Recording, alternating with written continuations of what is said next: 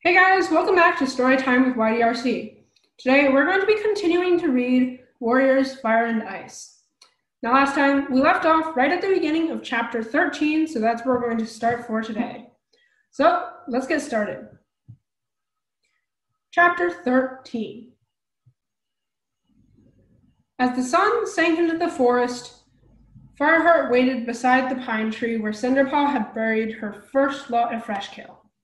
He heard paw steps and turned to see Cinderpaw and Brackenpaw padding toward him. Prey dangled from their mouths. Brackenpaw could barely hold his catch. It was so big. Fireheart felt a surge of relief. Even Tigerclaw couldn't criticize the apprentice's efforts. "I'll help carry this lot back," Fireheart offered, flicking away the covering of pine needles from Cinderpaw's stash. He dug it up, grasped the fresh quill between his teeth, and set off back to camp. When they arrived in the camp clearing, some of the clan cats were already taking their share of fresh kale from the pile. Tigerclaw must have been looking out for their return, because he padded over to them as they dropped their catch near the rest. "They caught all this by themselves?" he asked, nudging the pile with a massive paw. "Oh, yes," Fireheart replied. "Good," meowed Tigerclaw. "Come and join me in Bluestar. Bring some fresh kale for yourself. We're already eating." Cinderpaw and Brackenpaw looked at Fireheart with admiring stares. It was a privilege to eat with the clan leader and deputy. Fireheart didn't share their excitement. He'd hoped that he would report to Bluestar alone. The last cat he wanted to share his meal with was Tigerclaw. "By the way, have you seen Graystripe?" asked Tigerclaw. Fireheart felt a pang of concern as Tigerclaw continued. "He's supposed to stay in the camp while he has this cold, but I haven't seen him since Sunhigh." Fireheart shifted his paws. "Has Graystripe gone off looking for peace and quiet again?" "No," he admitted. "Perhaps he was with Yellowfang." "Perhaps," echoed Tigerclaw, and padded away to where Bluestar was gnawing a fat pigeon. Fireheart followed, trying to push away his growing worry about Graystripe's disappearances. He selected a small chaffinch from the pile of fresh kale as he passed, then wished he'd chosen a vole. How was he going to give his report with a mouthful of feathers? "Welcome, Fireheart," meowed Bluestar, as Fireheart sat down in front of her. He placed the chaffinch on the ground, but decided not to start eating. "Tigerclaw tells me your apprentices caught plenty of prey." Bluestar's gaze was friendly. Tigerclaw, sitting up beside her, glared at him more critically, making Fireheart's tail twitch. "Yes, they've never hunted in the mist before, but it didn't seem to put either of them off," Fireheart meowed. "I watched Brackenpaw catch a wood mouse. His stalking was excellent." "And what about Cinderpaw?" asked Bluestar. Fireheart noticed with a steely glint appear in her eyes. Was she worried about Cinderpaw's abilities? Fireheart replied, "Her hunting skills are developing well. She has lots of enthusiasm, that's for sure, and she doesn't seem to be scared of anything." "Aren't you worried that might make her reckless?" asked Bluestar. "She's quick and inquisitive, which makes her a good learner. I think that will make up for her..." Fireheart searched anxiously for the right word. "Eagerness." Bluestar flicked her tail. "Her eagerness, as you say, worries me," she meowed, flashing a glance at Tigerclaw. "She will need careful guidance in her training." Fireheart's spirits plummeted. Was Bluestar unhappy with his mentoring? Bluestar's eyes softened. She was always going to be a challenge, but she is clearly turning into a fine hunter. You have done good work with her, Fireheart. With both of them, in fact. Fireheart brightened immediately, and Bluestar went on. "I've noticed how you've taken over Brackenpaw's training without being asked, and I want you to carry on mentoring them both for the time being."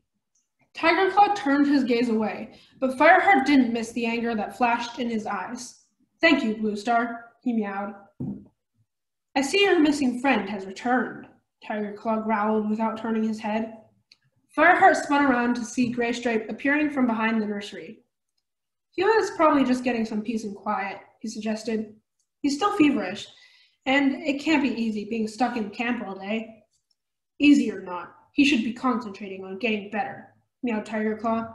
Leaf Bear is no time for sickness in the camp. Mouse Fur was coughing on patrol this morning. I just hope StarClan protects us from green cough this season. We lost 5 kids to it last year. Blue Star nodded her gray head solemnly. Let's pray this Leaf Bear isn't as long or as hard. It's never an easy time for the clans. She looked wistful for a moment, then told Fireheart, take that chaffinch and share it with Graystripe. He'll want to know how his apprentice did in the assessment. Yes, Blue Star. Thanks, meowed Fireheart. He picked up the chaffinch and bounded over to the nettle clump where Graystripe had settled himself with a large wood mouse. Graystripe had eaten half of it by the time Fireheart arrived. Perhaps his cold was on the mend. As Fireheart dropped the chaffinch beside his friend, Graystripe sneezed. Cold no better? Asked Fireheart sympathetically. Nope, replied Graystripe with his mouth full.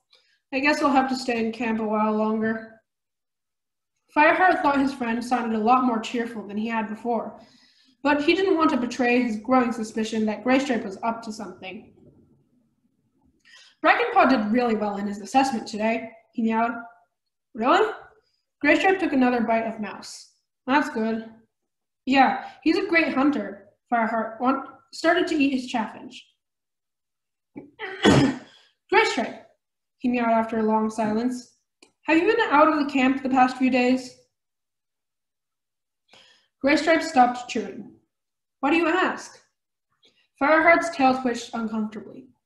Well, you weren't here when I got in from last night's patrol, and Tiger Claw said he hadn't seen you since Sun High today. Tiger Claw? Graystripe sounded worried. I told him you were probably out looking for peace and quiet, or that you might be with Yellowfang. Fireheart meowed. He took another bite of chaffinch. Were you? He asked through the feathers, suddenly desperate for Graystripe to say yes, to stop the suspicion that Graystripe might be keeping a secret from him.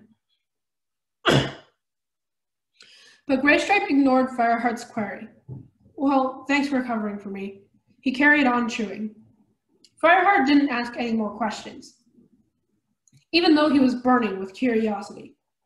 When Graystripe got to his paws and announced he was going to the den, Fireheart was still no wiser about what was going on in Graystripe's mind. Okay, he meowed. I think I'll stay here a bit longer. Graystripe gave him a brief nod and patted away. Fireheart rolled onto his back for a long stretch, scratching the ground above his head with his claws. He lay on his back for a while, thinking. From the smell of him, Graystripe had given himself a good wash very recently. Was he trying to hide some scent? Fireheart realized that Graystripe had pretty much admitted that he had left the camp. But where could he have gone that he couldn't or wouldn't tell Fireheart? Suddenly, his paws prickled. What about his own visits to Princess, in Two-Leg territory of all places? He'd washed himself thoroughly before returning to camp too, and never mentioned the meetings to Graystripe. Fireheart flipped over and sat up. There was something caught under one of his claws. He lifted his paw and tugged out the piece of dirt with his teeth. It was a catkin, old and shriveled, but definitely a catkin. What was this doing here? Willow trees didn't grow in ThunderClan's part of the forest. In fact, the only willows Fireheart had ever seen grew close to the river, in RiverClan territory. Fireheart held his breath as his heart began to pound. Had this come from Graystripe's coat? He crept into the warrior's den. Graystripe was already asleep. Fireheart lay awake beside him and wondered if Graystripe had really been foolish enough to return to RiverClan territory. The look in Leopardfur's eyes after Whiteclaw's death had shown that there was a score to be settled. Fireheart shuddered as he resolved to find out exactly where Graystripe was going and why. When Fireheart awoke, the den felt damp and chilled. One sniff of the air told him rain was on the way. He pushed his way outside, yawning. He hadn't slept well, worrying about Graystripe. Even now, the thought of his friend alone in Riverfen territory sent a shiver through him. Chilly, eh? Running Wind's voice startled Fireheart. Fireheart looked over his shoulder, his tail twitching. The lean tabby warrior was padding out of the den. Yeah, Fireheart agreed. Are you okay? Asked Running Wind. Not caught your friend's cold, have you? Mouse was streaming with it this morning, and Longtail said Swiftpaw sneezed all through training yesterday. Fireheart shook his head. I'm fine. Just tired after yesterday's assessment. Bluestar thought you might be. That's why she asked me to help you with Cinderpaw and Brackenpaw's training today. Is that okay with you? Yeah, thanks, Fireheart meowed. Right then, Running Wind decided. I'll meet you in the hollow after I've eaten. If Swiftpaw's coming down with a cold, we should have the place to ourselves. Are you hungry? Fireheart shook his head, and Running Wind trotted away to pick through the leftovers from last night's fresh kill. Fireheart went straight to the training hollow and waited for the others to arrive. His mind was not on training. He was still thinking about Graystripe. He felt sure his friend would slip out of camp again today. A rain-laden wind was beginning to sway the leafless branches above the hollow when Cinderpaw and Brackenpaw arrived, followed by Running Wind. What are we doing today? Asked Cinderpaw, scampering down into the hollow. Fireheart stared at her blankly. He hadn't thought about it at all. Hunting? Brackenpaw mewed hopefully as he trotted after Cinderpaw. Running Wind padded across the hollow and joined them. How about practicing some stalking techniques? He suggested. Good idea, Fireheart agreed quickly. Not the old rabbit hears you, mouse feels you lesson again, Cinderpaw moaned. Running Wind silenced her with a look and turned to Fireheart. Fireheart realized with a jump that Running Wind was waiting for him to start. I'll start by showing you the best way to stalk rabbit, he stammered. He dropped into a crouch and began to move forward, fast and light, until he reached the end of the hollow. He stood and turned to the other three cats staring at him quizzically. Are you sure that fool a rabbit? Mewed Cinderpaw, her whiskers twitching. Fireheart felt confused for a moment until he realized he had just demonstrated his best bird stalking technique. A rabbit would have heard the swish of his fur through the undergrowth 3 fox lengths away. Fireheart looked at Running Wind, embarrassed. The tabby warrior frowned. How about I show you two how to creep up on a shrew? Cinderpaw turned her bright gaze from Fireheart to Running Wind.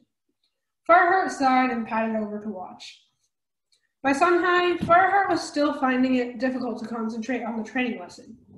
He kept imagining Graystripe sneaking out of the camp and longed to follow him. Eventually, his restlessness overwhelmed him. He went over to Running Wind and spoke quietly into his ear. I have a bellyache, he meowed. Can you take over the training for the rest of the day? I want to see if Yellowfang has anything for it. I thought you seemed a little distracted, Running Wind replied. You go back to camp. I'll take this pair out hunting. Thanks, Running Wind, meowed Fireheart, feeling a pang of shame that Running Wind had believed him so easily. He limped across the hollow, trying to look as if he were in pain. As soon as he was safely among the trees, he broke into a run and raced back to the camp. When Graystripe had returned yesterday, he'd appeared from behind the nursery. Fireheart knew from experience that this was the best place to slip through the camp boundary without being noticed. It was where Yellowfang had escaped from the camp when the clan had suspected the old medicine cat of Spotted Leaf's murder. Fireheart padded around the outside of the camp and sniffed at the wall of bracken. His heart sank as he picked up Graystripe's scent. Graystripe had definitely been sneaking out of the camp this way, and often by the smell of it. At least the scent was stale, which meant he hadn't been this way today. Fireheart crouched behind a nearby tree and settled down to wait. The wood was growing darker as rain clouds began to push across the sky. The shadows hid him perfectly, and he made sure he was downwind so Graystripe wouldn't detect him. His belly really was aching now, tense with guilt and apprehension. He half hoped Graystripe wouldn't come, half hoped he would, just to lead him to some quiet spot within ThunderClan's borders. Fireheart's heart lurched as he heard a rustling in the bracken wall. A gray nose was pushing its way through the fronds. Fireheart ducked his head as Graystripe looked around cautiously. After a few moments, the warrior leaped out and set off at a trot toward the training hollow. Hope flared in Fireheart's chest. Perhaps Graystripe's cold was better and he decided to join the training session. He set off after him, keeping a safe distance behind, relying on scent rather than sight to track his friend. But when the trail veered away from the path that led to the training hollow, Fireheart knew that his hope had been in vain. With an ominous sense of dread, he saw the distinctive gray rock loom ahead through the trees. Sunning rocks. Fireheart pricked his ears and opened his mouth, testing the breeze for the smell of enemy cats. At the edge of the trees, he caught a glimpse of a broad-shouldered gray cat slipping past the rocks, toward the RiverClan border. There was no doubt now where Graystripe was heading.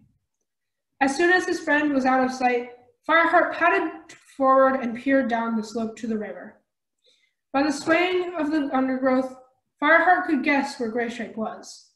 He just hoped there weren't any RiverClan warriors watching too. Fireheart made his way down through the fronds. The river wasn't frozen anymore. He could hear the water lapping at the bank and splashing over the boulders. He slowed his pace as he reached the edge of the bracken and peered out at the open shore. Graystripe was sitting on the pebbles. The gray warrior was looking around, his ears pricked, but Fireheart could tell from the relaxed slope of his shoulders that he wasn't listening for prey. A strange cat's call sounded in the distance. A RiverClan patrol? Fireheart's fur prickled and his muscles instinctively tensed, but Graystripe didn't move. Then Fireheart heard a rustle in the bracken beyond the river.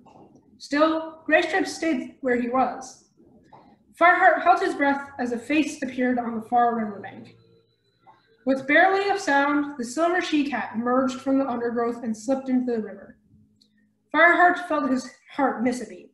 It was Silverstream, the she-cat who had rescued his friend. She swam easily across the river. Graystripe stood up and mewed with delight, kneading the pebbles with his paws in anticipation. Holding his tail high, he paddled to the edge of the water as she climbed onto the shore. Silverstream shook the drops from her fur, and the two gray cats touched noses gently. Graystripe rubbed his muzzle along her jaw, and she lifted her chin happily. Then Silverstream stood on tiptoe and wound her slender body around his.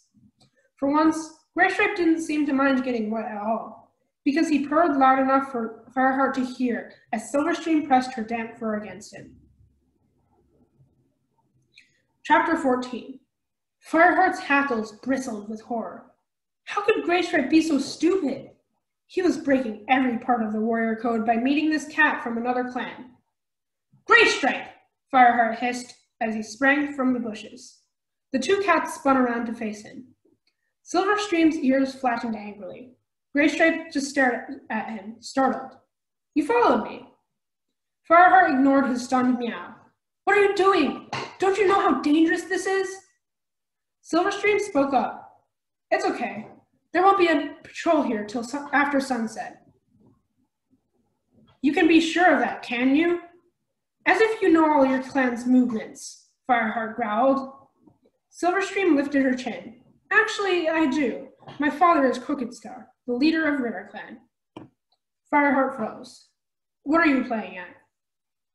He spat at Graystripe. Could you have chosen worse? Graystripe met Fireheart's eyes for an instant, then turned to Silverstream.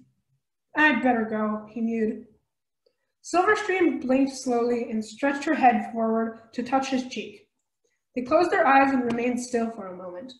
Fireheart watched, his paws prickling with alarm. Silverstream whispered something into Graystripe's ear, and the two cats stepped apart. The RiverClan she-cat raised her head and stared challengingly into Fireheart's eyes before slipping back into the river.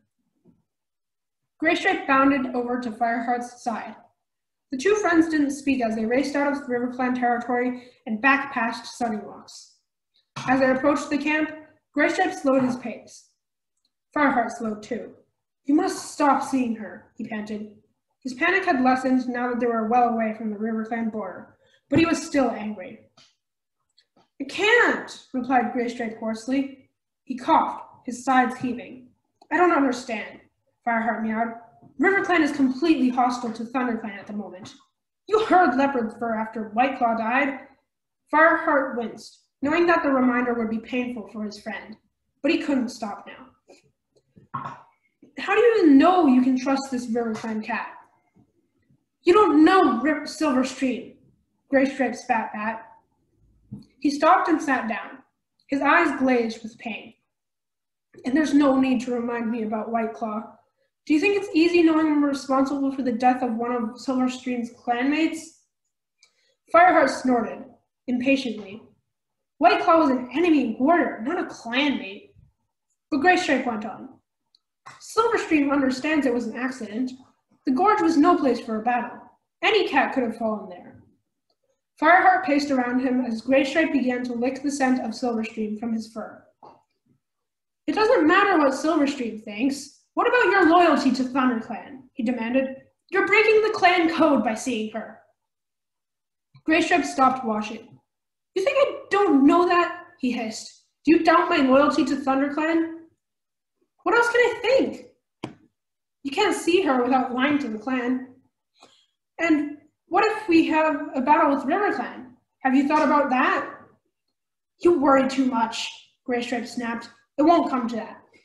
Now that Broken Star is gone and WindClan is back, the clans will be at peace." "RiverClan doesn't seem to be acting very peacefully," Fireheart pointed out. "You know, they've been hunting on Sunnyrocks, in our territory."